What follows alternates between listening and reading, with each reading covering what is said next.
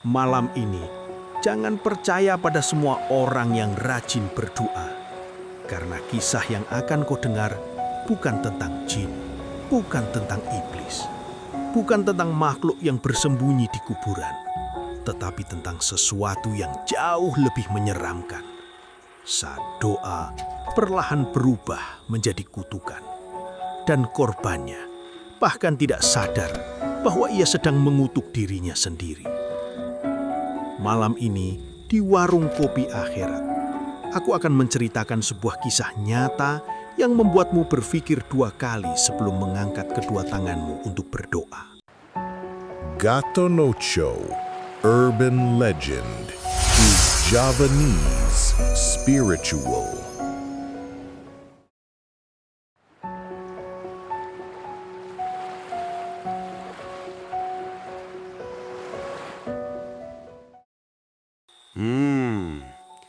Kopi, doa, dan niat yang terselip. Di warung kopi akhirat ini, kopinya pahit, asapnya tebal, dan obrolannya seringkali lebih jujur daripada mimbar rumah ibadah. Di sini tidak ada mikrofon rumah ibadah, tidak ada podium suci. Yang ada hanya satu pertanyaan sederhana. Apakah semua doa itu suci? Atau jangan-jangan ada doa yang diam-diam menyimpan niat paling gelap manusia? Dalam serat Gotoloco, Tuhan tidak pernah takut pada orang bodoh. Tapi Tuhan sangat hati-hati pada orang yang merasa doanya paling benar. Karena disitulah doa bisa berubah bentuk. Dari permohonan menjadi perintah. Dari harapan menjadi vonis. Dari ibadah menjadi algojo.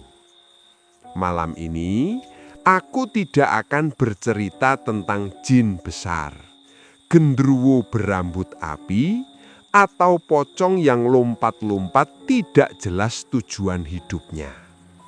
Malam ini horornya lebih halus. Horor bernama doa yang dikutuk oleh niatnya sendiri.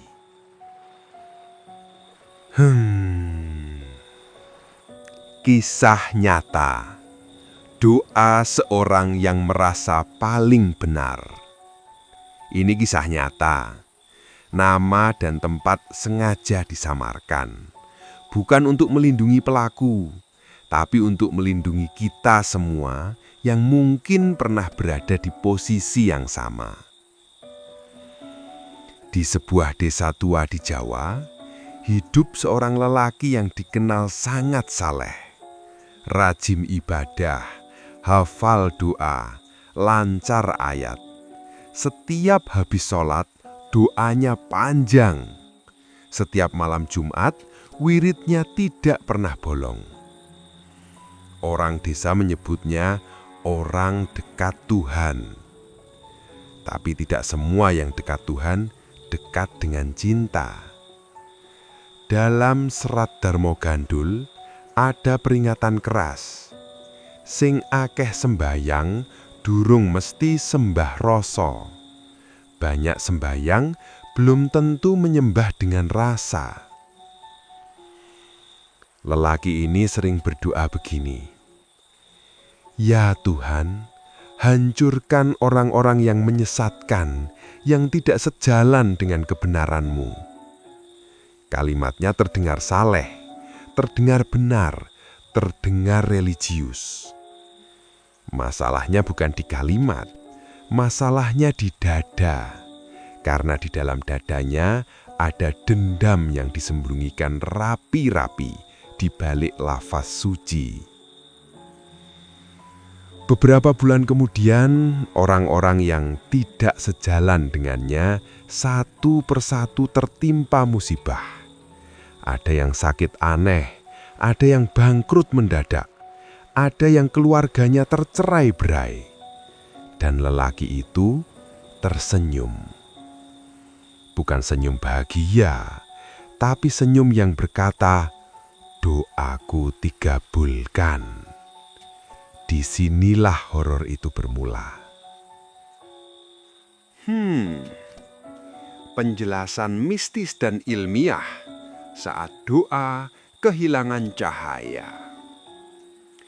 Dalam pitutur Semar Jawa, Semar pernah berkata, "Yen atimu peteng, tembungmu dadi racun.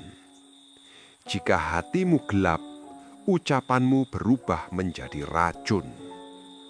Dalam ilmu psikologi modern, ini dikenal sebagai intensi tersembunyi. Doa bukan sekedar suara. Doa adalah gelombang niat. Ilmu fisika sederhana menjelaskan, setiap pikiran menghasilkan getaran listrik halus di otak. Getaran itu memengaruhi hormon, emosi, dan tindakan. Sekarang, bayangkan, seorang manusia berdoa dengan emosi marah, iri, dan superioritas moral. Doanya naik, tapi tidak ke langit.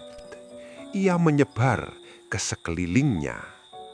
Seperti asap kopi pahit di warung ini. Dalam serat Wirid Hidayat Jati, disebutkan bahwa manusia bisa nyuwun, tapi alam sing mutuske dalane. Manusia boleh meminta, tapi alam yang menentukan jalannya. Alam tidak memilih doa mana yang suci berdasarkan kata. Alam membaca rasa. Dan ketika rasa itu busuk, maka yang pulang bukan berkah, melainkan pantulan. Maka jangan heran, beberapa tahun kemudian lelaki itu sendiri mengalami kehancuran batin. Tidurnya gelisah, ibadahnya kosong, hidupnya dipenuhi ketakutan yang tidak ia mengerti asalnya. Bukan karena Tuhan menghukumnya, tapi karena doanya pulang tanpa cahaya. Dan di batch berikutnya, kita akan masuk lebih dalam bagaimana doa bisa dipinjam oleh energi gelap, peran ritual Jawa yang salah niat, dan mengapa orang paling rajin berdoa kadang justru paling keras menghancurkan. Tetap di warung kopi akhirat ini. Kopinya pahit, tapi jujur.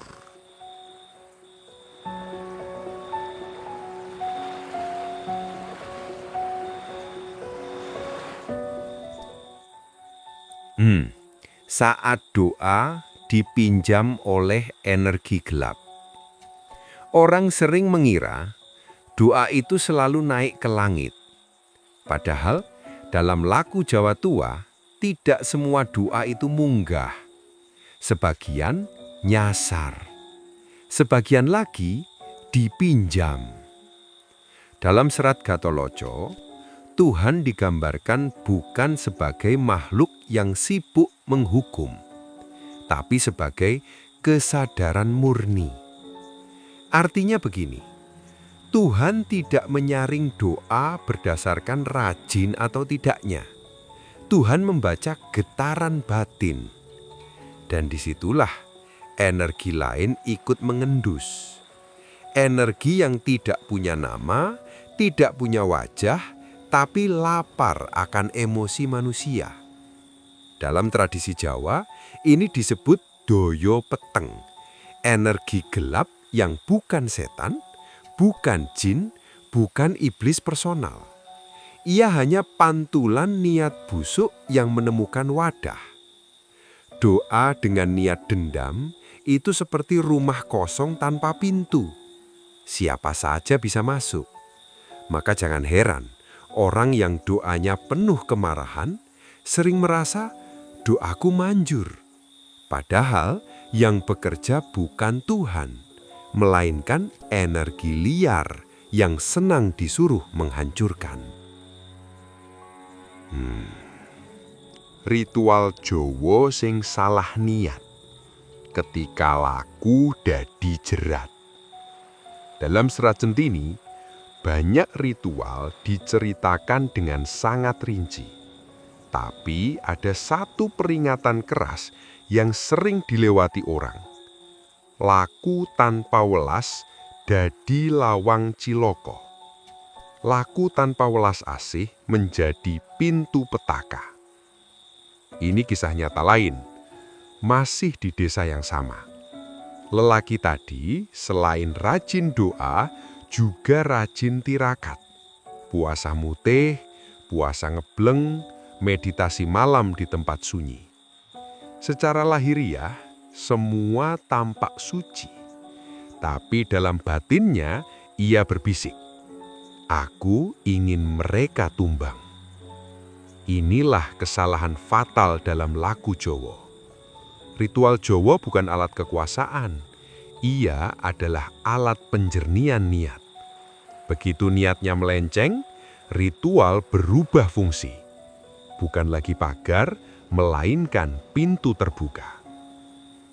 Dalam prasasti dan lontar-lontar tua, disebutkan bahwa orang yang kuat tirakat tapi lemah welas asih, ibarat obor di gudang jerami.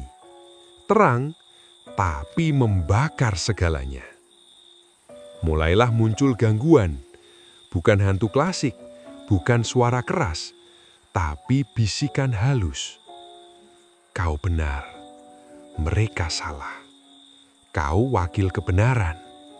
Dan ini yang paling horor, karena suara itu tidak terdengar jahat, ia terdengar religius. Mengapa yang paling rajin berdoa sering paling keras menghancurkan? Dalam Kakawin Sutasoma ada kalimat yang sering disalahpahami. Tanhana Darmo Mangruwo. Tidak ada kebenaran yang mendua. Tapi manusia salah baca. Mereka kira yang berbeda sama dengan salah, yang tidak sejalan sama dengan musuh.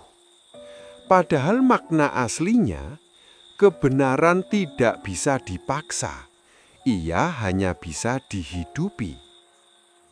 Ilmu modern menyebut fenomena ini sebagai moral licensing.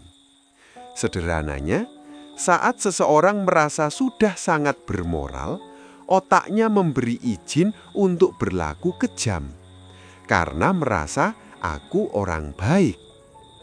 Dalam laku spiritual Jawa, ini disebut kesurupan dalil. Bukan kerasukan jin, tapi kerasukan rasa benar.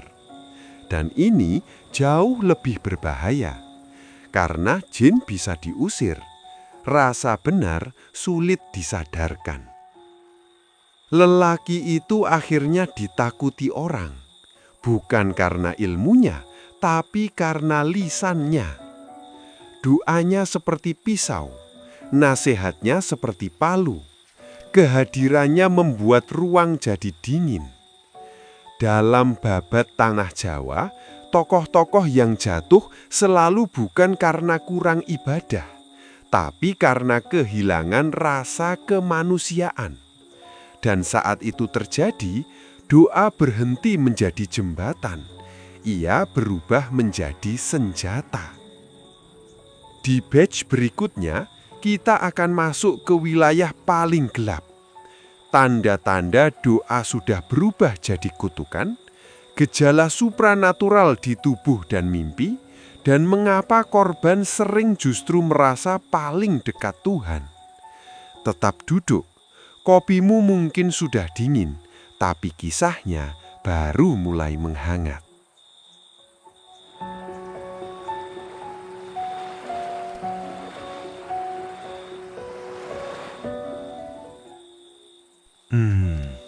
Baik, tarik nafas pelan. Di batch 3 ini, kita masuk wilayah yang paling tidak nyaman. Karena horornya tidak muncul sebagai hantu, melainkan sebagai tanda-tanda yang sering disalahartikan sebagai karomah. Tanda-tanda saat doa telah menjadi kutukan. Tidak ada alarm dari langit yang berbunyi. Perhatian, doa Anda telah berubah menjadi kutukan. Tidak ada malaikat yang mengetuk pintu rumah. Tanda-tandanya halus, pelan, dan sering dianggap anugerah. Dalam serat Wirid Hidayat Jati ada peringatan lirih. Yen rasa wis ketutup, peteng daton padang. Saat rasa tertutup, gelap tampak terang. Tanda pertama, rasa benar yang berlebihan. Setiap ucapanmu terasa dalil, setiap pendapatmu terasa wahyu, dan setiap kritik dianggap serangan iman. Ini bukan iman yang kuat, ini ego yang memakai jubah Tuhan. Tanda kedua, doa yang semakin panjang, tapi welas asih semakin pendek. Kau rajin menyebut nama Tuhan, tapi jarang menyebut nama manusia dengan lembut. Dalam serat Centini, orang seperti ini disebut wong sembah tanpa asih. Sembahyangnya hidup, tapi kemanusiaannya mati. Tanda ketiga, ini yang paling horor. Doamu terasa terkabul saat orang lain runtuh. Ada kepuasan aneh, ada rasa bener kan yang menyelinap di dada. Dan saat itu terjadi, sesuatu di dalam dirimu sedang tertawa pelan. Gejala supranatural. Mimpi, tubuh, dan rasa yang asing. Orang sering mengira gangguan supranatural itu selalu berupa penampakan. Padahal dalam kisah-kisah tua Jawa, gangguan paling berbahaya tidak menakuti mata, tapi mengelabui rasa. Lelaki dalam kisah ini mulai mengalami mimpi berulang. Ia bermimpi berada di tempat tinggi. Di bawahnya, orang-orang yang ia benci tampak kecil. Ia tidak mengejar, tidak menyerang. Ia hanya berdiri, dan mereka jatuh sendiri. Setiap bangun tidur, dadanya hangat, tenang, seperti habis zikir. Padahal, dalam serat Sobdo Palon, mimpi seperti ini disebut mimpi singkatan rasa kuasa. Mimpi saat ego mulai merasa ilahi. Secara ilmiah, psikologi menyebutnya grandiose dream. Otak menciptakan simbol kuasa saat seseorang merasa superior moral. Tubuhnya pun berubah. Bukan sakit berat, justru terasa lebih kuat. Tapi ada satu gejala aneh. Ia sulit menangis, sulit iba, sulit tersentuh. Dalam ilmu saraf, ini disebut emotional numbing. Dalam laku Jawa, ini tanda rasa wis mati setengah. Dan di titik ini, energi gelap tidak perlu bekerja keras. Karena manusia itu sendiri sudah menjadi alatnya. Korban merasa paling dekat Tuhan. Inilah paradoks paling kejam. Orang yang doanya telah berubah jadi kutukan, justru merasa, aku sedang di jalan yang benar. Dalam Kakawin Baratayuda, para kesatria yang jatuh bukan karena kurang kesaktian, tapi lupa bahwa lawannya juga manusia. Lelaki itu mulai menasehati orang tanpa diminta. Setiap perbincangan berubah menjadi penghakiman. Dan yang paling menyedihkan, ia benar-benar yakin sedang menyelamatkan. Dalam ilmu sosial modern, ini disebut complex of moral superiority. Dalam serat Dormo Gandul, ini disebut wong kesandung dalil, manusia yang tersandung oleh kebenarannya sendiri. Suatu malam, ia bermimpi bertemu sosok tua. Tidak menakutkan, tidak gelap. Sosok itu berkata pelan, "Doamu diterima, tapi bukan oleh yang kau kira." Ia terbangun dengan keringat dingin. Untuk pertama kalinya, ia takut. Bukan pada setan, bukan pada neraka, tapi pada kemungkinan bahwa selama ini ia salah alamat. Di batch 4, kita akan membongkar fase paling berbahaya. Saat manusia menolak cinta Tuhan dan memilih menjadi algojo moral. Bagaimana agama berubah jadi alat kekerasan batin? Dan mengapa jalan ini terasa suci, padahal sedang menjauhkan manusia dari dirinya sendiri? Tetaplah duduk, karena setelah ini tidak semua orang berani bercermin.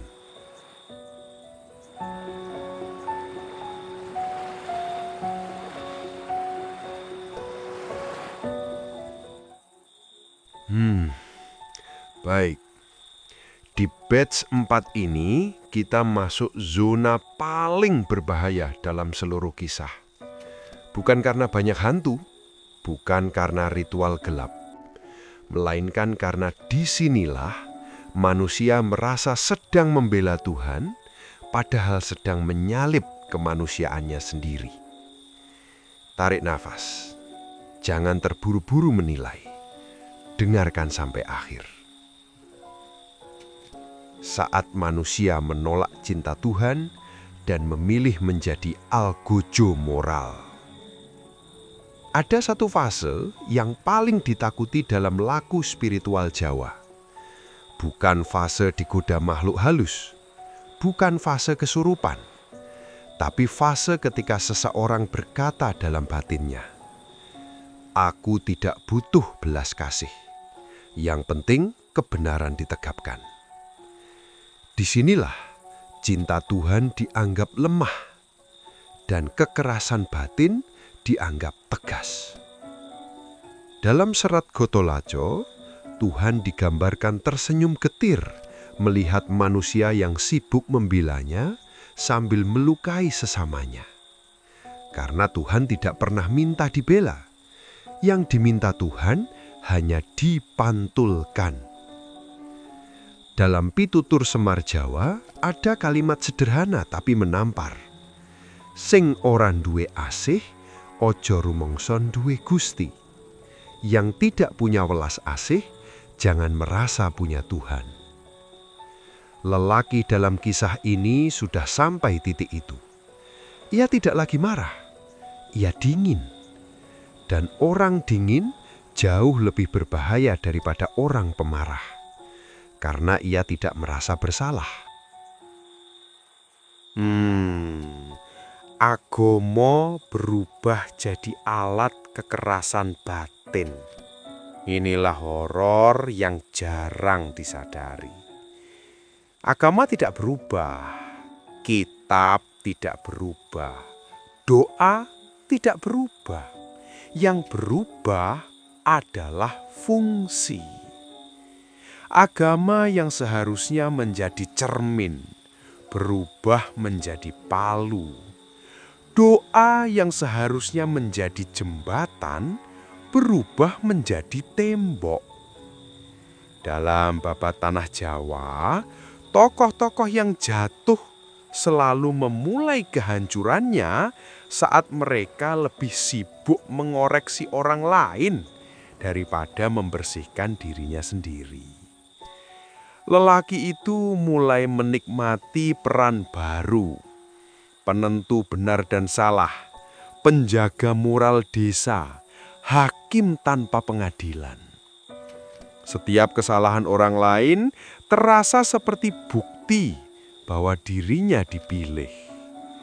Dan di titik ini, energi gelap tidak lagi perlu meminjam doa. Manusia itu sendiri sudah menjadi mesin kutukan. Dalam ilmu syaraf modern, keadaan ini mirip dopamin loop. Setiap kali ia menghakimi, otaknya memberi rasa puas. Setiap kali orang lain tersudut, ia merasa hidup. Dalam lagu Jawa, ini disebut kesurupan peran suci. Dan ini lebih susah disembuhkan daripada kerasukan jin. Jalan yang terasa suci, padahal menjauhkan manusia dari dirinya sendiri. Orang sering bertanya, kalau ini salah, kenapa rasanya begitu yakin? Karena kegelapan tidak selalu datang sebagai keburukan. Kadang ia datang sebagai kepastian. Dalam Kakawin Sutasoma ada pesan yang sering dilewati. Bhineka Tunggal Ika, Tanhana Dharma Mangru. Berbeda-beda, namun satu adanya. Artinya bukan semua harus sama, tapi kebenaran tidak boleh membunuh kemanusiaan. Lelaki itu mulai kehilangan hal paling sederhana. Kemampuan mendengar, kemampuan ragu, kemampuan berkata, mungkin aku salah. Dan saat manusia tidak bisa ragu, ia tidak lagi belajar. Ia hanya mengulang dengan volume lebih keras. Pada titik inilah Tuhan tidak pergi. Tuhan hanya tidak dikenali lagi. Karena manusia itu lebih mencintai perannya daripada cahayanya. Dan di batch 5, batch terakhir, kita akan memasuki jalan pulang. Bagaimana keluar dari kerasukan dalil tanpa kehilangan iman. Bagaimana kembali menjadi manusia yang beragama tanpa menjadi algojo. Dan kebijaksanaan pamungkas ala Gatholoco tetap spiritual, tetap waras, tetap manusia. Bukan untuk menghakimi, tapi untuk menyelamatkan yang masih bisa pulang. Jika siap, katakan dengan pelan.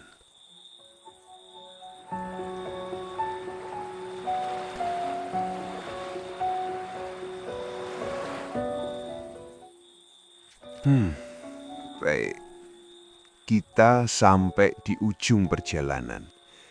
Bukan ujung kisah, tapi awal kepulangan. Jalan pulang tidak pernah dimulai dari merasa benar. Ia selalu dimulai dari satu bisikan kecil. Barangkali aku keliru. Dalam lagu Jawa, ini disebut eling lan waspada. Eling ingat bahwa kita manusia. Waspada sadar bahwa ego bisa menyamar sebagai iman. Dalam serat wirid Hidayat Jati, jalan pulang tidak digambarkan sebagai naik ke langit, melainkan turun ke rasa. Bukan menambah doa, bukan menambah dalil, tapi mengurangi kesombongan batin. Lelaki dalam kisah ini akhirnya runtuh, bukan karena dihukum Tuhan, tapi karena lelah menjadi Tuhan kecil. Ia berhenti menilai, berhenti mengutuk, dan untuk pertama kalinya setelah bertahun-tahun, ia menangis. Tangisan yang tidak minta apa-apa. Dalam psikologi, ini disebut ego collapse. Dalam lagu Jawa, ini disebut mati sajroning urip, mati sebelum mati. Dan anehnya, disitulah ia mulai sembuh. Kembali menjadi manusia yang beragama, bukan algojo. Agama tidak pernah meminta kita menjadi penjaga neraka. Dalam pitutur Semar Jawa, ada wejangan yang sering dilupakan. Sing penting dudu sepiro benermu, nanging sepiro kowe iso nguwongke wong. Yang penting bukan seberapa benarmu, tapi seberapa kau memanusiakan manusia. Doa yang sehat tidak membuatmu merasa lebih tinggi. Doa yang sehat membuatmu lebih rendah hati. Doa yang sehat tidak sibuk mengubah orang lain, tapi pelan-pelan melunakkan dirimu sendiri. Secara ilmiah, doa yang disertai welas asih mengaktifkan sistem saraf parasimpatik. Tubuh lebih tenang, emosi lebih stabil, empati meningkat. Inilah doa yang menyembuhkan, bukan menghancurkan. Lelaki itu belajar satu hal sederhana. Ia tetap berdoa, tapi tidak lagi untuk menjatuhkan. Ia tetap beribadah, tapi tidak lagi untuk merasa unggul. Dan yang paling penting, ia belajar diam saat ingin menghakimi.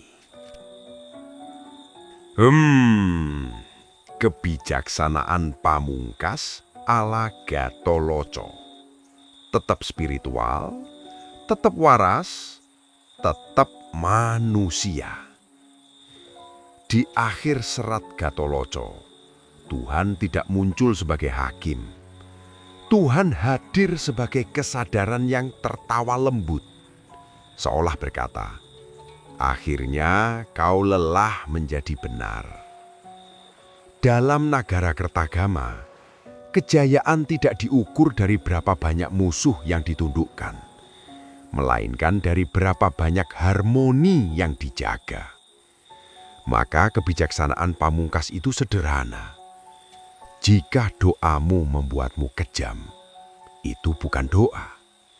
Jika imanmu membuatmu benci, itu bukan iman.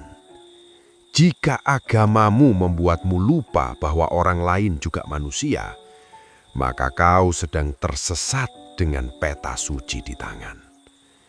Warung kopi akhirat ini tidak mengajarkan mana yang paling benar.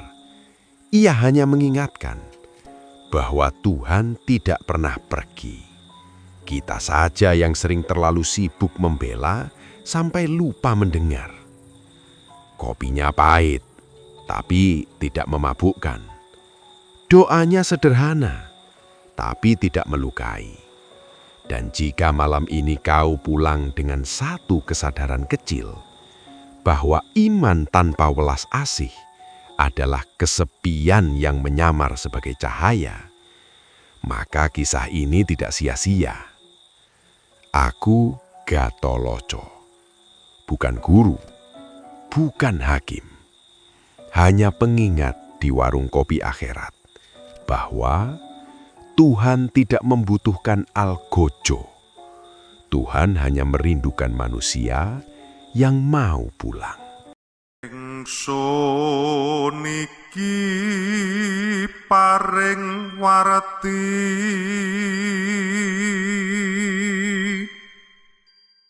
ing roh sudara sadaya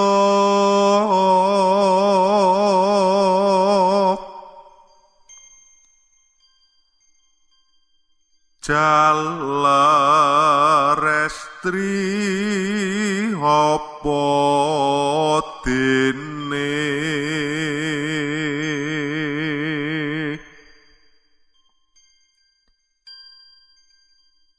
kang sepuh miwah taruna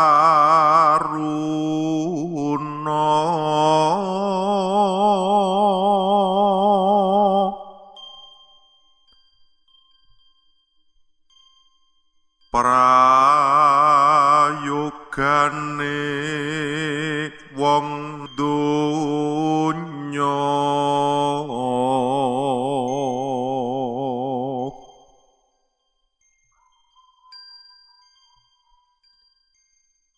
yen sira anedya anut